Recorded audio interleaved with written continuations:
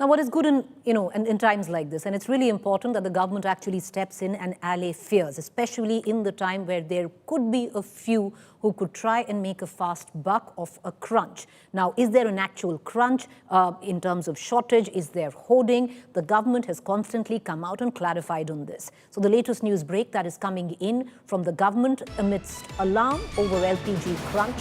The government sources have once again reiterated this is good in a way, viewers, because every day the government is stepping in and giving out the true picture other than all the war rumor mongering in times like this. The government says there is no need to panic. There are talks with 40 nations to procure oil and energy sources compared to 27 countries earlier. Sources add Petroleum Minister Hardeep Singh Puri is already in touch with respective countries to further the government's bid to fulfill energy needs of India. So at one end, there is an understanding that, yes, we are going to be facing a crunch considerably because 80% of our LPG crosses through the Straits of Hormuz and is important where special domestic consumption is concerned.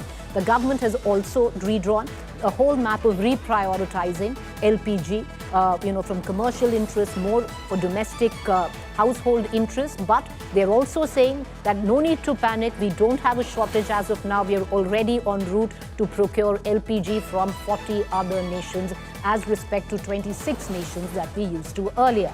But I'd like to give you a picture in terms of what's happening on ground, because you might be hearing in, oh, Bengaluru, hotels are shutting in, shops are, restaurants are closing. Is it really happening? Two cities have reported a crunch. One of them has been Bengaluru, the other one has been Chennai.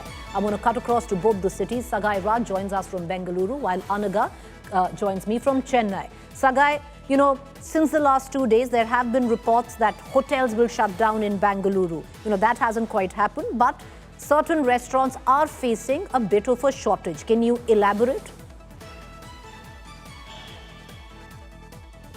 Absolutely. This restaurant who used to get around 15 to 20 gas cylinders are now struggling to procure even 2 to 4 gas cylinders. And if you notice that a medium range restaurant required around 6 cylinders per day. And they are struggling. They used to procure in advance, but now they are unable to do that. We are joined with Rahul, who runs Bangalore Cafe, a famous restaurant, and he also runs chains of restaurants across the city, close to 3 to 4 restaurants, if I'm not wrong. What is the problem that you are facing, Rahul? Are you able to procure a gas cylinder as you used to do earlier? No, none of my vendors are able to supply gas cylinders. They say they don't have stocks right now. So we are facing major crisis. We are in a position to shut down the restaurant because I don't think so the supply is there anymore. What the distributor is saying? Why is he giving any kind of excuses to you? He says there's no supply from the government side itself. And the government has made it clear that you should not give it to the domestic, you shouldn't give it to the commercial use. It's more for domestic use. So the first priority is given to the domestic.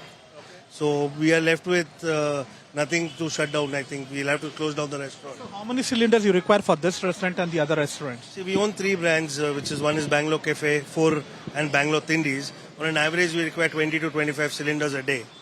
But right now, we are unable to procure 3-4 cylinders also. And there's a big mafia also running, I think. There's a black market going on right now. They're doubling the prices and asking us to pay absurd rates for gas cylinders. I don't know how long we'll be able to sustain in this way. Such a big establishment, more than 500 people running, working here. Their livelihoods are dependent on us. And we are in a position that we'll have to close down the restaurants.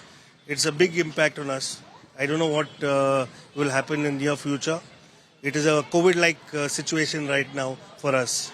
This is a plight of one of the restaurant owner, and it's not only a single restaurant owner. There are also other restaurant owners with whom we spoke earlier in the day, and even they are claiming that it is very difficult for them to procure gas cylinders. They claim that there is also a mafia which has been parallelly run for them to get these kind of cylinders, and they claim that there are thousands of people who are depending upon these kind of restaurants, especially the livelihood, whoever works here, and they will be facing a problem, if at all, if they shut down these kind of restaurants. Sagai, thank you there for that report and speaking to that restaurateur. And what you've heard is worrying because the government is reprioritizing, where commercial interests are concerned towards domestic household supply. But there are commercial properties that are already facing the crunch. Sagai just gave you an example right there. I'm cutting across to Anaga. Thank you, Sagai, for joining us. Anaga, over to you. Chennai has also reported shortage. What more can you add? In fact, there are several hotels across Tamil Nadu that are right now running out of cylinders. For today, they have enough supplies. But what about tomorrow? The uncertainty is for tomorrow. Although at the moment, as we speak, the situation doesn't look as bad as it is in Bangalore. But in the upcoming days, in the next 24 hours is when the big question is for the hotel owners. In fact, Adyar Ananda Bhavan, even Sangeeta, where I'm reporting from, you can see it's a very popular joint. In fact, there are hundreds that throng to this particular restaurant. But you can see now it's quite empty there. It means that the restaurant now, it has actually cut down on its menu offerings. Not just that, there is another biryani place called Manjil in Poes Garden, very close to all the politicians' house. That restaurant has also quite uncertain about what really they're going to do for tomorrow. So that's the kind of dire situation. In fact, there are about 10,000 hotels that come under the Chennai Hotels Association. It's quite likely that in the next 1 to 2 days, Chennai will also meet the same fate as Bangalore. In fact, today Chief Minister Stalin also took cognizance of the situation and he chaired a meeting with his top officers, and Stalin also wrote a letter to Prime Minister Modi urging him to ensure that the supply of LPG, the commercial LPG, goes uninterrupted in Tamil Nadu because the restaurant industry, the food industry should not be hit. That's the kind of messaging that Stalin wrote for Prime Minister Modi. All right, so that's the messaging that has gone in from the government. Anaga, once again, so the supply crunch could be in Chennai starting tomorrow, where big establishments like hotels and restaurants is concerned, and that is an imminent fear where Bangalore comes into question. Where domestic consumption is there, there is absolutely no trouble, correct?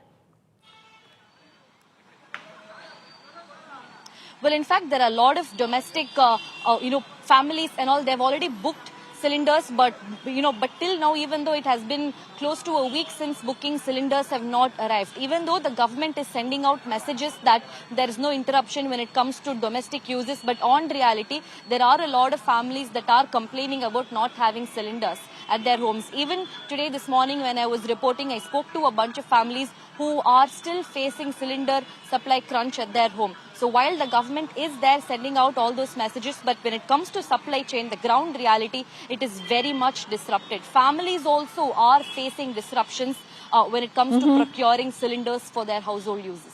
Well, that's an important point, Anaga, because, the government is constantly trying to allay fears, but the ground supply chain situation really needs to be looked into. These are also the time where there's an entire mafia in play.